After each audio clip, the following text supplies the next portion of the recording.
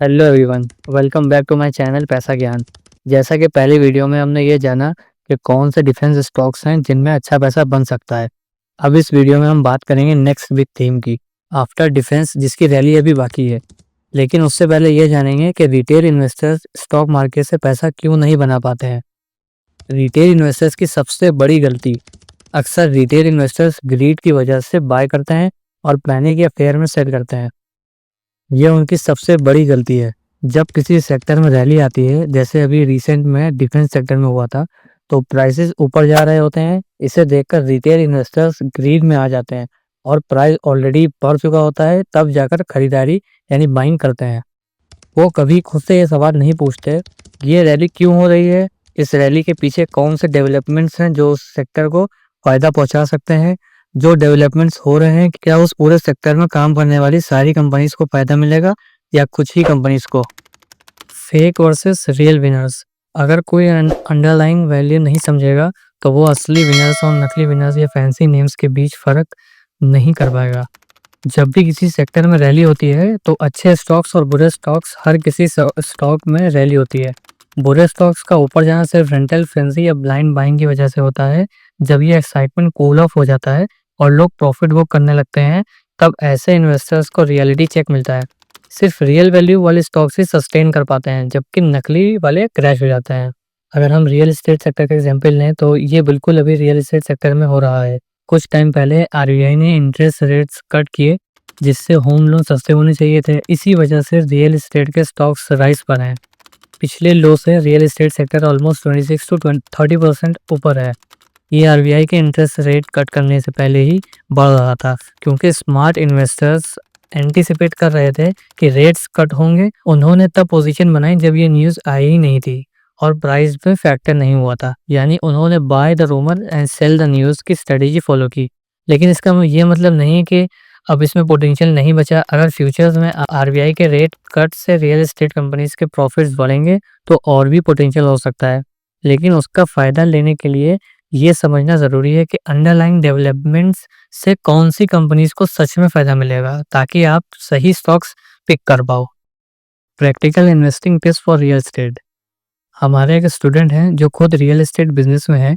कुछ important input share किए उन्होंने, जैसा कि आरबीआई के 0.5% रेपो रेट कट से लग्जरी अपार्टमेंट बेचने वाली कंपनीज को फायदा नहीं होगा, क्योंकि 10-15 करोड़ का घर खरीदने वाला इंटरेस्ट रेट कट करने का वेट नहीं करेगा। लेकिन जो कंपनी 40 टू 90 लाख के अपार्टमेंट्स टियर 2 और टियर 3 सिटीज़ में बेचती हैं, उन्हें बहुत बड़ा फ़ायदा मिल सकता है, क्योंकि अगर ईएमआई 15,000 से 13,000 भी हो जाती है, तो ये मिडिल क्लास फैमिली के लिए बहुत बड़ा डिफरेंस क्रिएट करता है और उनके घर खरीदने के डिसीजन को इन्फ्लुएंस करता है। Ignoring the noise. सेक्टर में जो नॉइज़ और भगदड़ मची होती है, उसे इग्नोर करना चाहिए। अगर आप ये इग्नोर कर पाओगे, तो सेक्टर में सही वैल्यू क्रिएशन कहाँ हो रहा है, ये सही से समझ पाओगे। उसके बेसिस पर अगर आप स्टॉक्स पिक करोगे, तो ये एक्साइटमेंट खत्म होने का बाद भी ऐसे स्टॉक्स आपके पैसों को कंपाउंड कर सकते हैं। इसलिए वॉरेन बफे ने सही कहा है, the dumbest reason to buy a stock is because it is going up. चलिए अपने टॉपिक पे वापस आते हैं। जिस सेक्टर की बात कर रहे थे वो है रेलवे स्टॉक, डिफेंस सेक्टर के बाद, जिसकी रैली अभी बाकी है। The next blind spot. अभी के टाइम में एक और ऐसे सेक्टर हैं जिसे रिटेल इन्वेस्टर्स ब्लाइंडली फॉलो कर रहे हैं, बिना अंडरलाइंग वैल्यू समझे, सिर्फ इसलिए क्योंकि प्राइस ऊपर जा रहा है। सोशल मीडिया पर लोग इसे नेक्स्ट डिफेंस सेक्टर भी कह रहे हैं। तो चलिए समझते हैं कि रेलवे सेक्टर में असल में हो क्या रहा है।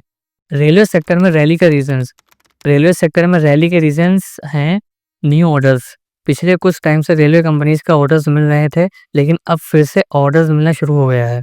यह हिंट करता है कि रेलवेज में स्पेंडिंग फिर से शुरू हो रही है और ऑर्डर बुक में अच्छा ग्रोथ हो सकता है। जैसे टेक्स मैको रेल एंड इंजीनियरिंग को रिसेंट में 1122 करोड़ का ऑर्डर मिला, जिससे उनका ऑर्डर बुक 715 करोड़ तक पहुंच गया। की targeted areas for investments.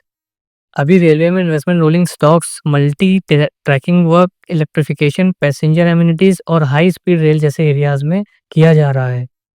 Private investments. Government अब प्राइवेट इन्वेस्टमेंट्स को भी एक्सप्लोर कर रही है, जिसे रोलिंग स्टॉक मैन्युफैक्चरिंग, ऑपरेशन और मेंटेनेंस में इन्वेस्ट किया जा सकता है।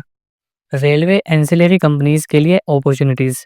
अगले 4 से 5 सालों में रेलवे एंसिलरी कंपनीज के लिए बहुत बड़ा अपॉर्चुनिटी है। गति शक्ति इनिशिएटिव के अंडर 400 से ज़्यादा नए वंदे भारत ट्रेन ऐड किए जा सकते हैं, जिससे इन कंपनीज के लिए डिमांड बढ़ेगी। कोचेस, जो वंदे भारत के लिए कोचेस बनाता है। कवच, रेलवे प्रोटेक्शन सिस्टम्स के लिए हार्डवेयर और सॉफ्टवेयर बनाते हैं। पावर एंड इलेक्ट्रिफिकेशन डिवाइसेस जैसे lights, fan, switches, components, wheels, springs, seats, automatic doors, compressor, batteries, couplers, HVAC etcetera. Infrastructure companies जो upgradation, track doubling, electrification, station modification, freight corridor जैसे projects पर काम करते हैं। कौन सी कंपनीज करेंगी कैपिटलाइज? इन अपॉर्चुनिटीज पर कुछ ही कंपनीज कैपिटलाइज कर पाएंगे, क्योंकि बड़े प्रोजेक्ट्स उन्हीं कंपनीज को मिलते हैं जिनके पास प्रूवन एक्सपीरियंस और ट्रैक रिकॉर्ड है।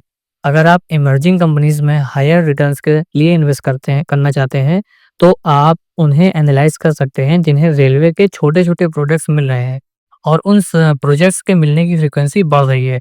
जब एक छोटी कंपनी को ज़्यादा छोटे प्रोजेक्ट्स मिलने लगते हैं, तो हो सकता है उनका प्रोजेक्ट एग्जीक्यूशन अच्छा हो और फास्ट हो, या उन्होंने प्रोजेक्ट्स हासिल करने का कोड क्रैक कर लिया हो।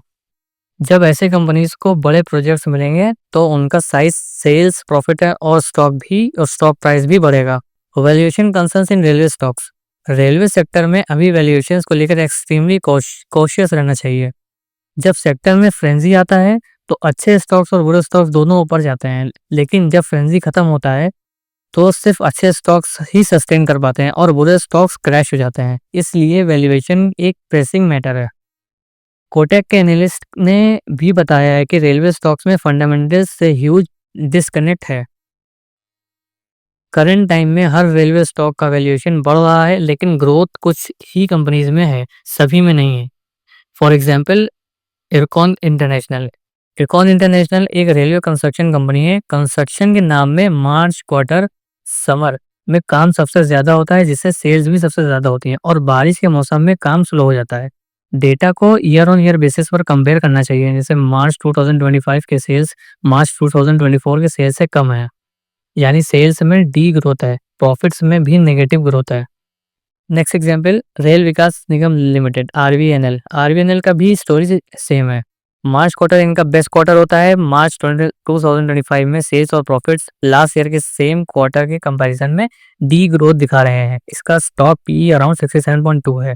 Next example, RailTel corporation of India. वही अगर आप पॉजिटिव ग्रोथ वाले कंपनीज देखें, तो रेलटेल कॉर्पोरेशन ऑफ इंडिया एक एग्जाम्पल है। मार्च 2025 क्वार्टर में कंपनी ने 1338 करोड़ का सेल्स किया, जो मार्च 2024 में 833 करोड़ सेल्स से 55% ग्रोथ है।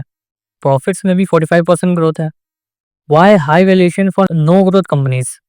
अगर कुछ ही कंपनीज में ग्रोथ है, तो हाई वैल्यूएशन पर ट्रेड करना ठीक है, लेकिन जिन कंपनीज में ग्रोथ नहीं है, उनका वैल्यूएशन भी हाई लेवल पर क्यों है? इसका एक रीजन हो सकता है रेवेन्यू विजिबिलिटी। अगर इन्वेस्टर्स को पता है कि कंपनी नेक्स्ट ईयर कितना कमा सकती है, तो उन्हें प्रिडिक्टेबिलिटी मिलती है। अगर जिन कंपनीज में प्रिडिक्टेबिलिटी ज़्यादा होती है, ऐसे कंपनीज थोड़ा बहुत वैल्यूएशन डिमांड कर सकते हैं। जैसे इरकॉन इंटरनेशनल के पास करंट में अराउंड 20,347 करोड़ का ऑर्डर बुक है। कंपनी के 57% ऑर्डर्स कॉम्पिटिटिव बिडिंग से मिले हैं, क्योंकि वो सस्ते दाम पर प्रोजेक्ट एग्जीक्यूट कर सकते हैं। इन प्रोजेक्ट्स में से 76% रेलवे का प्रोजेक्ट्स है। कंपनी खुद भी नेशनल रेलवे प्लान से अच्छे अपॉर्चुनिटीज एक्सपेक्ट कर रही है, जहां capital outlay about 2.65 lakh crore है रेलवे के लिए। Valuation growth and competitive advantage.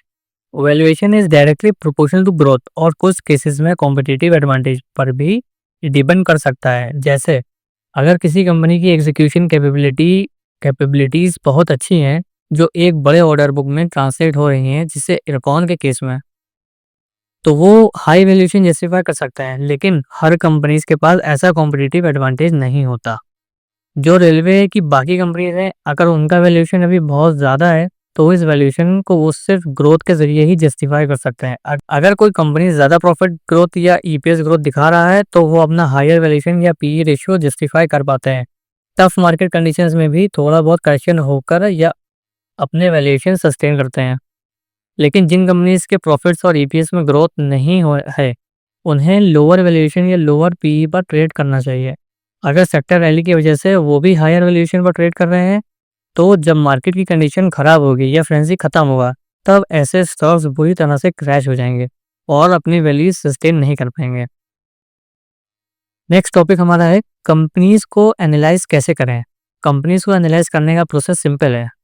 Order book देखो, छोटा है या बड़ा doesn't matter. Order execution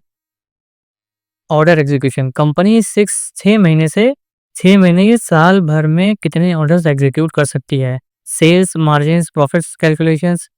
orders execution की वजह से कितना सेल्स आ सकता है, कितना मार्जिन मिल सकता है और उस मार्जिन की बेसिस पर कितना प्रॉफिट आ सकता है, कैलकुलेट करो। इससे आपके क्लियर कट पता चल जाएंगे कि कंपनी आने वाले टाइम में कितना ग्रोथ डिलीवर कर सकती है। रेलवे सेक्टर सेगमेंट्स और कंपनीज।